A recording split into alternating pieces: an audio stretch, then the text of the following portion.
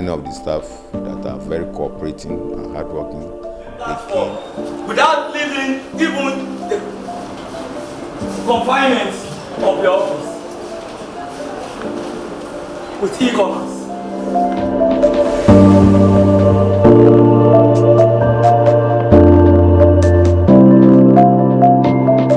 The Gateway ICT Polytechnic SAAPADE occupies a total land area of about 53 hectares, situated within Ishara, Ikbara and Ode, from where the name SAAPADE was coined. The Polytechnic was formally commissioned by the then Governor of Ogun State, Otumba Benga Daniel, on the 22nd of June 2006. The institution is one of the four that was established by the state government in each of the four socio-political zones of the state, and it is ICT-driven, meaning that all the courses of study on offer has high ICT content. In an exclusive interview with the rector, Gateway ICT Polytechnic, SAAPADE, Dr. Isaiah Oyeyinka says the operational objective and goal of the Polytechnic, irrespective of the course of study, is that every student ends up with a professional ICT certification in addition to either the National Diploma (ND) or the Higher National Diploma (HND). He speaks on the early years of his administration and his vision for the school. This is the Gateway ICT Polytechnic SAAPADE in State. It was established in 2006, and I took over the mantle of control here, headship, in 2014.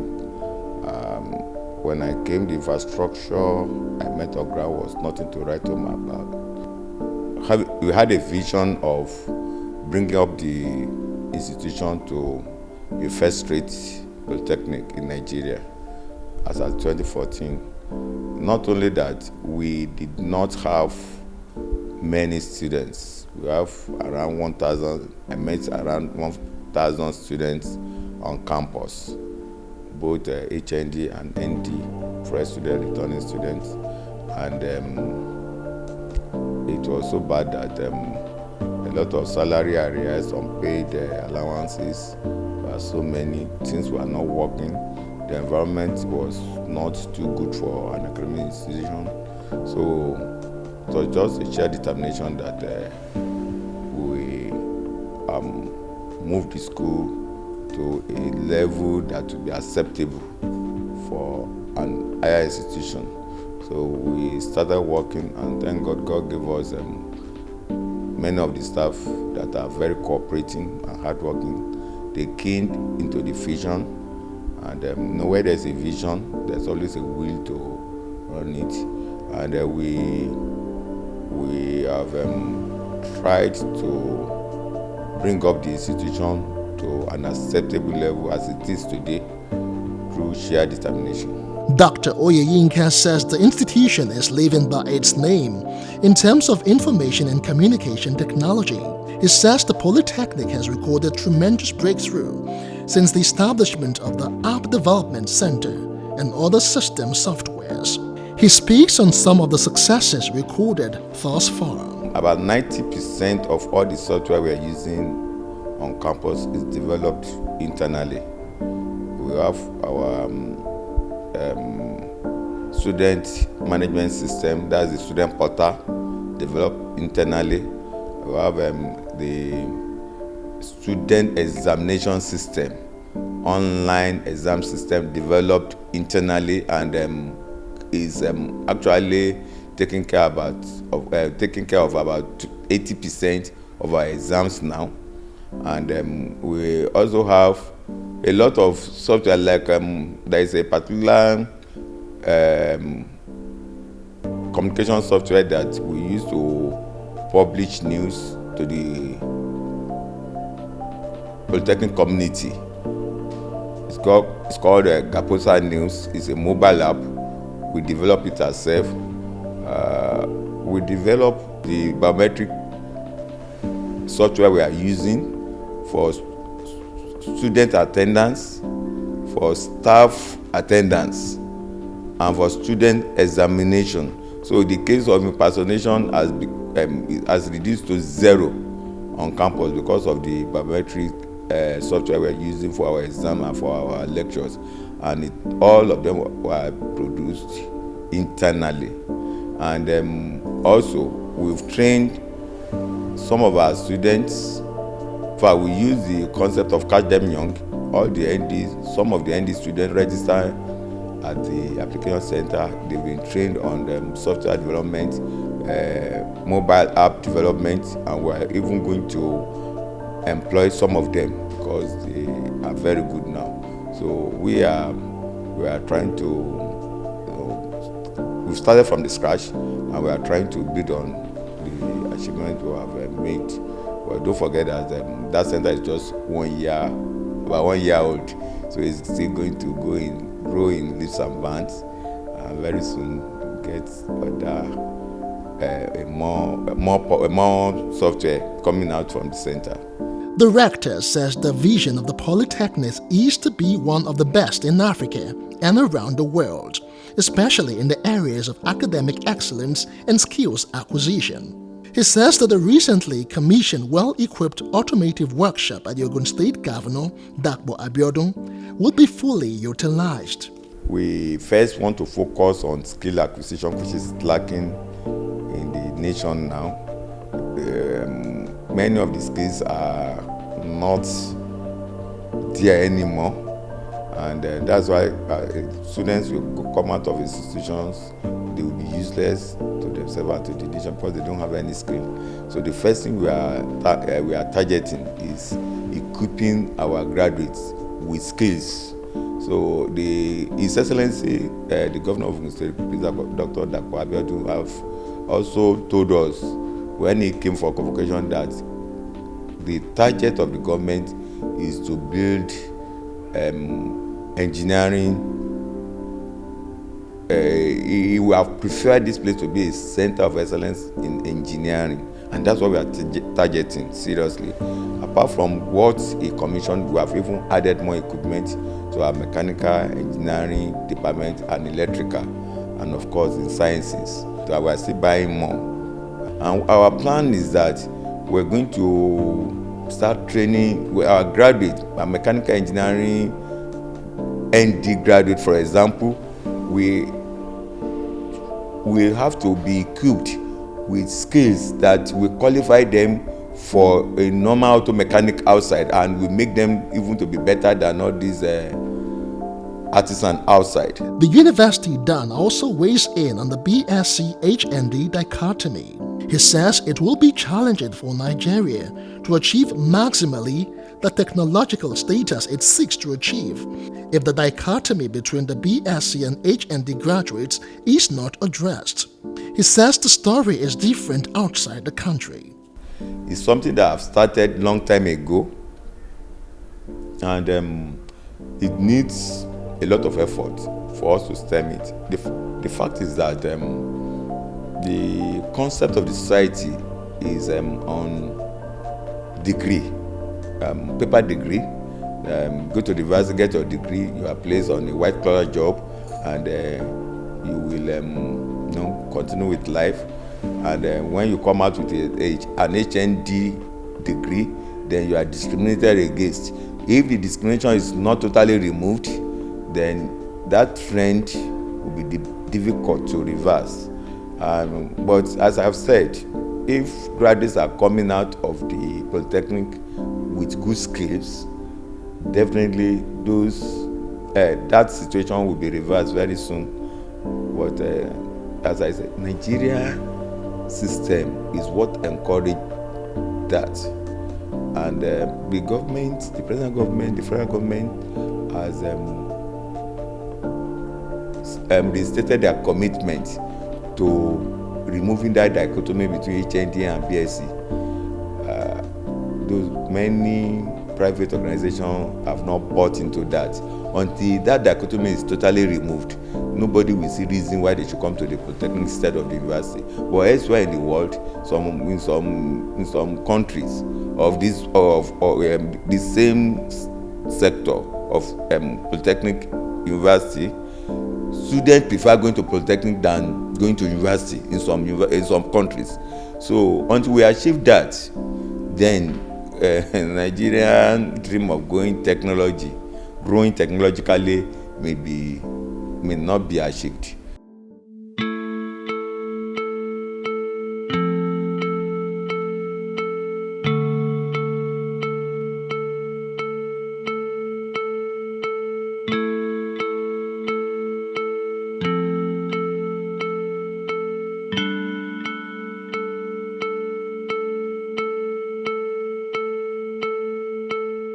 For the students, they say there is no disruption in the school's academic calendar.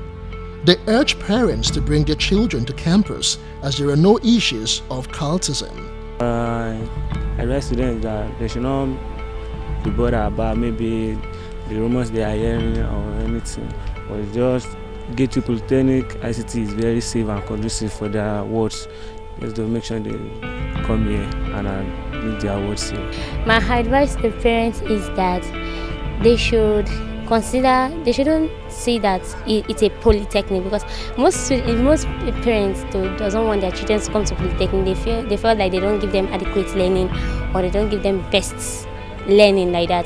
Well, my advice to them is that they shouldn't look at it like it's a polytechnic. Both universities and polytechnic, they are both schools, but they should take the advantage that the polytechnic is more, they deal with practical mostly than the university related to the theory. So my advice is for them is that they should bring their child or ward to Gateway Polytechnic, ICT Polytechnic, SAAPADE. And it's not only deals with the learning. They deal more of ICT also. Not only the certificate of the what you came to study here, you also gain the certificate of ICT, which they are going to teach you here also. I would say the school is quite encouraging, so you can also as well encourage your child to come and school here, because like since when I've been here, I've not seen anything like fights or maybe anything like cultists or this or that. Yeah, everywhere around here is fine. It's a peaceful area.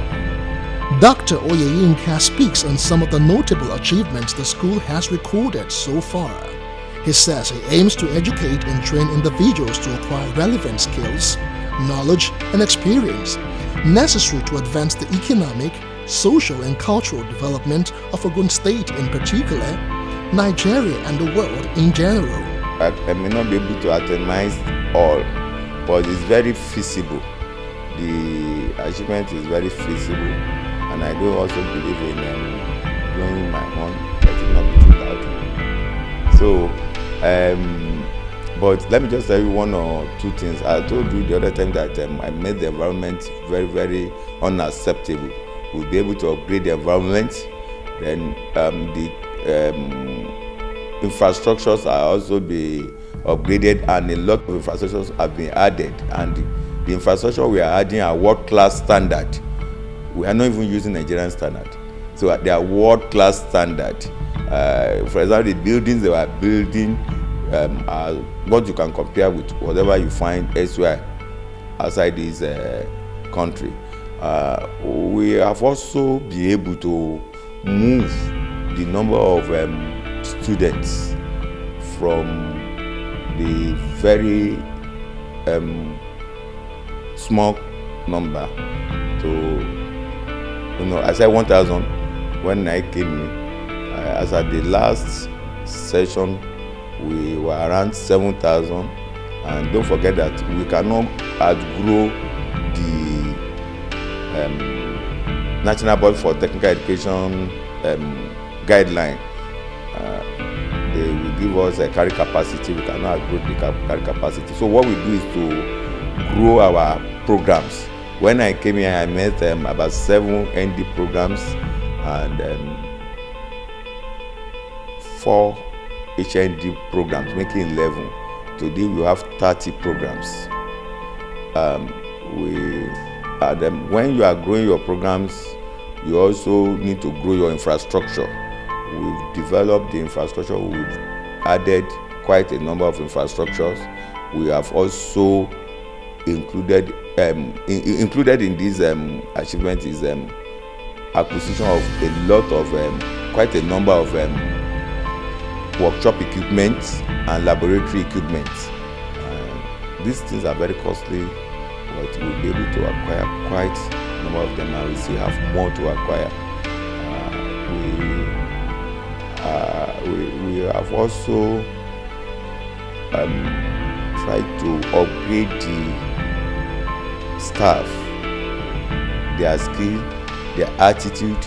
We've done a lot of training, both internal training, national and international training, and we are still doing more. In fact, we have trained quite a large number of staff on different skills, different attitudinal change training, and so on and so forth. So, because if you build the infrastructure, if you don't build the people, then it won't work.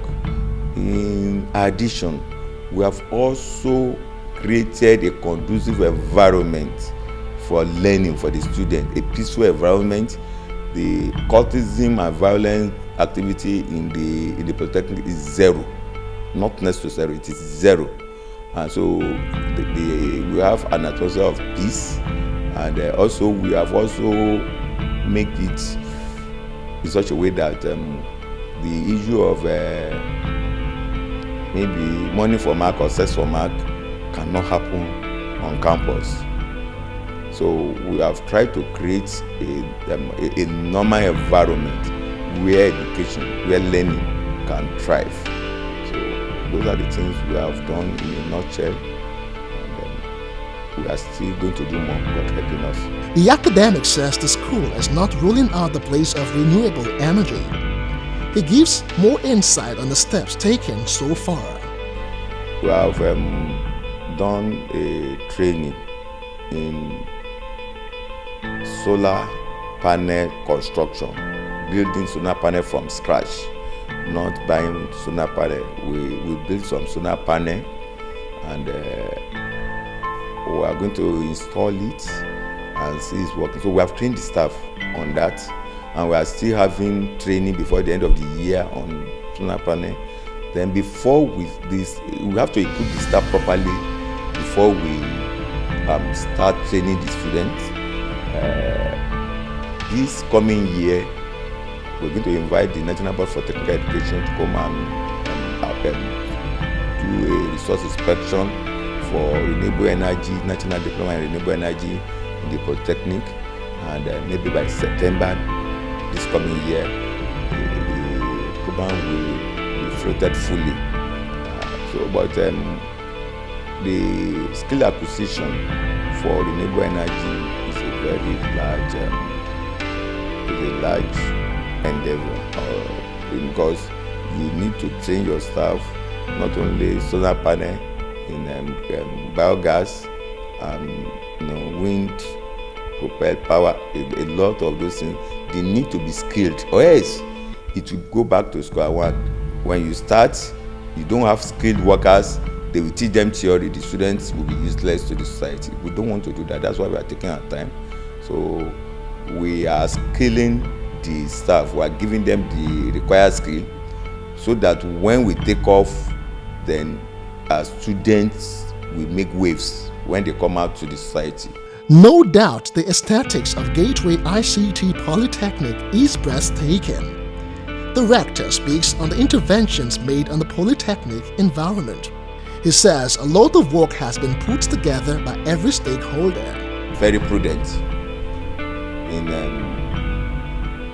managing the educational sector, but the society itself need to stand up and determine what they want to do. For example, during the time of the First Republic or so, it was the government in the western states that was paying for education. Education was free from primary to university to PhD level. You don't need to pay. The government is taxing some people. And who are those people those days? The farmers. They are producing cocoa and all those agri produce. Government will buy it from them. You have all these, what do they call it, marketing boards. From the money they make there, they divert to education and to other infrastructure. And they made a lot of achievements in that area. And what are we doing in our own generation now? who is going to finance education? Is it individual? Is it the government? Or do we want to have any other want to do or agree on some other way of financing education? There must be a policy. That is what we are not having. The policy, a good policy on education, educational financing. So because the federal government is doing its own, the state governments are doing their own, and some state governments will not even finance education. And Ogun State that have 10, 15 higher institutions is in trouble. And you see, the problem we have now is that Ogun State is not training Ogun State indigenes. We are training the whole Nigeria. My school is an example. If you do an analysis of the population in my school, you will find out that Ogun State indigenes may just account for less than 30%. So we are training Nigerians. So there must be a good formula for financing education. Technological education is very costly, and somebody must pay for it.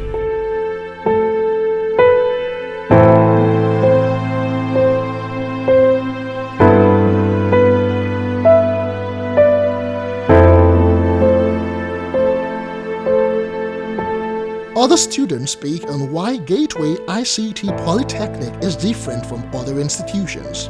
And this is a school, a citadel of excellence, that they impact knowledge to us in a conducive and serene environment in which is suitable for all, and it's age-free. The school is one of the best in the country as I'm concerned so far. Well, looking at the environment of this school is very, very conducive, and I must say they are really very good in what they are doing here. So based on what I'm seeing here, I think I'm good to go with my academic performance here. Within the 13 years of its existence, the Polytechnic has had the good fortunes of having got full accreditation approval of the National Board for Technical Education, NBTE, of over 30 ND and HND programs. The Polytechnic is an accredited academy of Cisco International. The school trains and awards professional certificates in CCNA and IT Essentials on the license of Cisco. This move has afforded graduates to go out with 2 certificates, ND-HND and Cisco Professional Certificate. The rector, however, showers encomium on the visitor of the Polytechnic, Prince Dakbo Abiodun, having fulfilled some of the promises made to the institution. Thank God for the leadership we have in the state now, under the leadership of Prince Dr. Dakbo Abiodun MFR. He is an example of an exceptionary leader. As I said during the convocation, it was 10 years ago that a governor had visited this school, and now he came. His coming was a great encouragement to us, and it's a challenge to us. Everything he told me, I've kept it, and I must achieve more than what he expects. That's the first thing. If you see an achiever, you will know. If he can come here for a whole day with his busy schedule, look at our infrastructure and walk around the Polytechnic, then you will know that this man has the interest of the educational sector, the interest of the state at heart. The challenges we have is the challenges of growth. Yes, I cannot add more students to my population if I don't have more accreditation from MBT, and I cannot have more accreditation from MBT if I don't grow my infrastructure and my staffing. And it's difficult to grow my staff and infrastructure if I don't have money. So those things are linked and connected. So we have asked the governor to assist us in certain infrastructure development. He has promised, and he has started fulfilling the promise. For example, he promised to give the students some cash reward. He has approved it. He promised to employ the students. It's already in process. Very soon the students, those best graduate students will start working. and so on and so forth. So he has also promised to assist us in growing some infrastructure. He's absolutely committed to it. In fact, we are working on the budget now, and all those things have been included. So the man is 100% committed to education, and by the time he spends his tenure, you will see what will happen in Ogun State. We are leaders in education, and I think we are going further. We are leaving people behind. We are leaving that state behind under this great man. The governor and visitor to the institution, Prince Dakbo Abiodun, attends the third convocation ceremony of the institution, a feat last achieved by any governor 10 years ago. He is impressed by what he has seen and vows to reposition the institution to enviable heights. Distinguished ladies and gentlemen, this chapter of appreciation will be incomplete without specially acknowledging the managerial exploit demonstrated by the rector and his team. You have been a dependable partner. I decided to work on arrival to have a better appreciation of the institution's infrastructure and layout, and I commend you for having such a befitting and clean campus.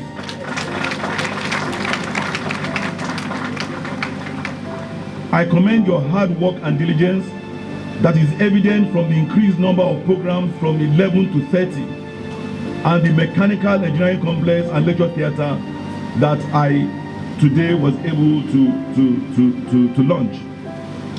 I want to congratulate all the graduates of today, particularly all those who have emerged as best graduating students in each department, and the two overall best students in HND and ND. On behalf of this administration, we will be offering the best students in each department the sum of 50,000 naira each.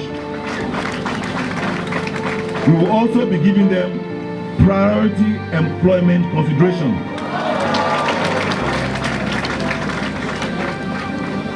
The two overall best graduating students will be offered automatic employment and a cash sum of 150,000 naira each. With a mission to promote ICT as an instrument of mass education, provide ICT-driven quality education, and to empower individuals to be competent and reasonable citizens who value education as a lifelong process, Gateway ICT Polytechnic, SAAPADE, is definitely the right place to be.